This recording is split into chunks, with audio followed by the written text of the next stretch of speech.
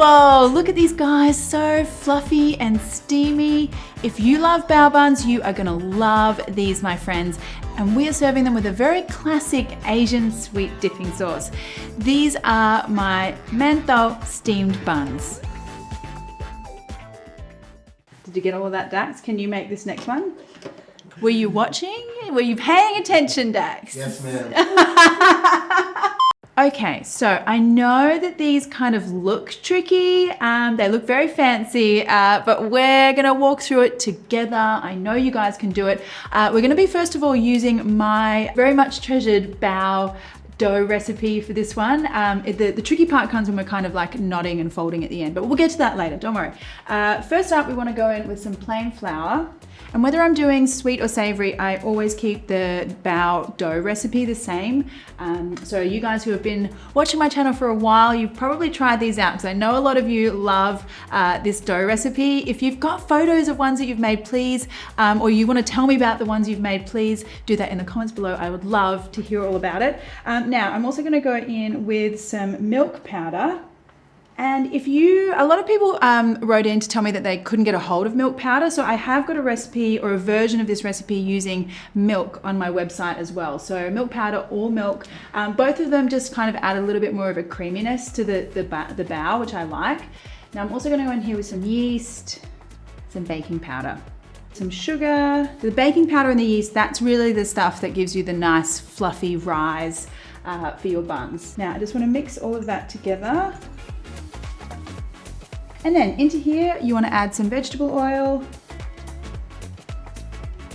and some water. I like to add just like slightly warm water. That kind of helps to get that yeast activated and going. And actually that brings me to a good point. The yeast that I'm using is an instant yeast, so it doesn't need to be bloomed in hot water. You might see some recipes asking you to kind of stir the yeast into hot water first. If you don't have an instant yeast, you will need to do that step. So you just need to put the yeast in with the warm water first and let it bloom. But if you can, try and find the instant because it just eliminates a step, so it's a bit easier. Now, give this a mix. And you'll kind of get to the point where your fork kind of becomes a bit useless.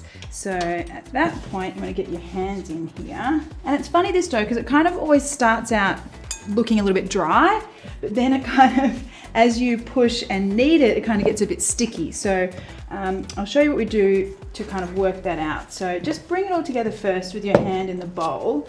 And then once you can see that, you know, the dough's kind of picked up almost everything up, the bowl's sort of almost clean. So now I'll get my dough out onto your bench top.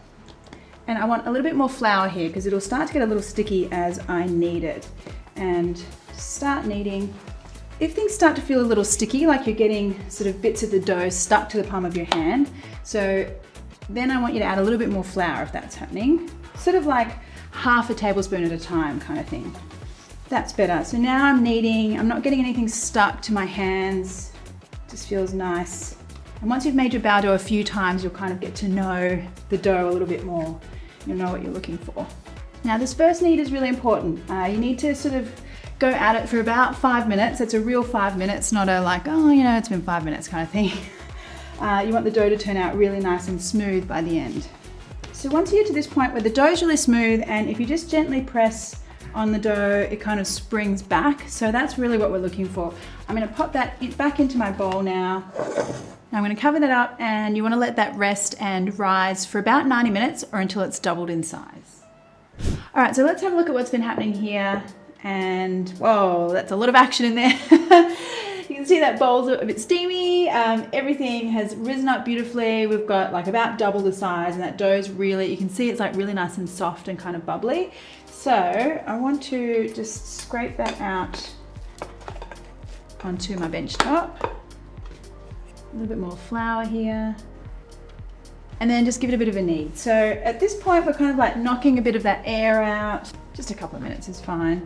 And then just kind of roll it out into a very even kind of cylinder shape, because I just want to try to, as evenly as possible, portion out this big hunk of dough into 24 little pieces. So to do that, I'm going to cut this in half first.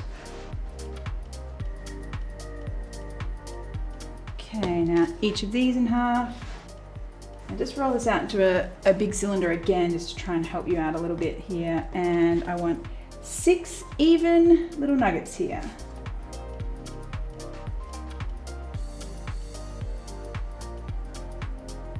All right, so to start this off, we just want to take one of our little blobs of dough here, roll that out into a rope around about 30 centimeters long. So that's, you know, the length of a ruler, standard ruler.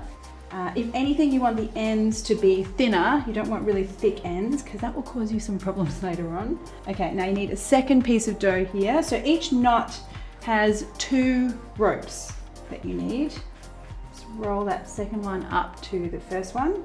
And now there's a lot of recipes here that call for dusting this with flour. I don't like doing the flour method because it kind of gets everything dry and I don't think it works as well as oil. So dip your fingers in some oil and rub that on your hands and then just kind of gently smooth that over your rope. And that'll kind of help everything from sticking when you're trying to make your knot. Makes it a little bit easier.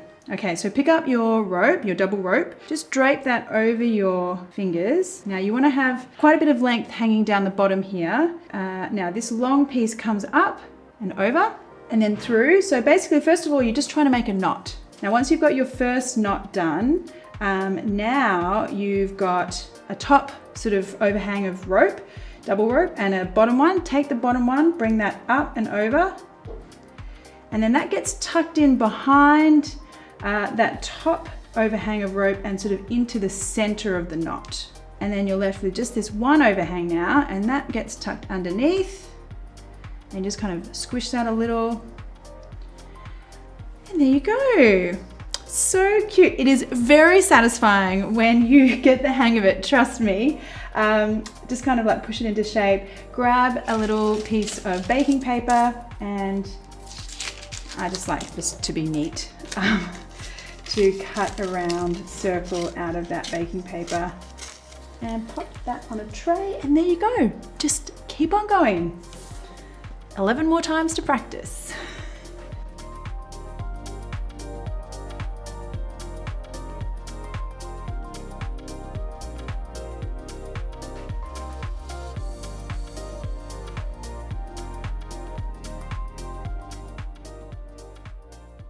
All right, so once you have all of your beautiful little knots ready to go, look at her. I mean, it's just so satisfying looking at that like little array of gorgeousness.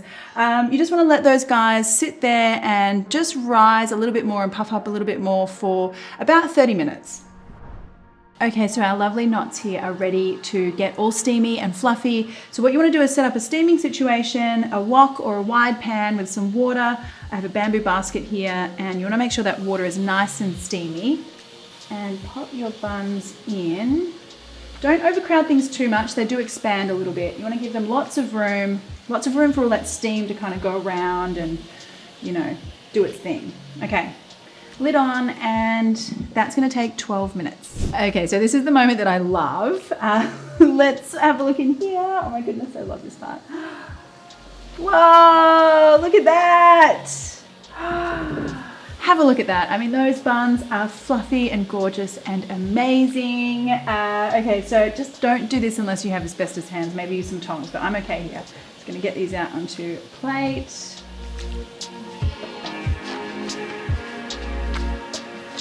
Okay, so these are pretty much just your regular bao. You could use these in a savory or a sweet way. So you could dip these in some like some Singapore chili crab sauce. That would be amazing. You could slice them in half and stuff them with some delicious things. But what I'm going to do is just very simply, and this kind of reminds me of like when I was little and my mum, who's Thai. Thais have a great love of sweetened condensed milk, as do a lot of Asian mums, I think, like Asian families. And so she used to make me like toast with sweetened condensed milk on it, which I used to love. So this kind of reminds me of that. But now I'm just going to go straight in there with my warm, fluffy little bun. Yum. Look at that. Oh my goodness. I mean, that is so ridiculous. I love that so much. Like, you get the texture of the bun obviously is like the star of the show because It's really fluffy, so it almost like kind of disintegrates. And so it's the texture thing that really gets to you. But then I have that sweetened condensed milk thing. It's almost like, you know, like a light caramel kind of situation. So good. I'm making a big mess. There's condensed milk going everywhere. But I don't care. Yum.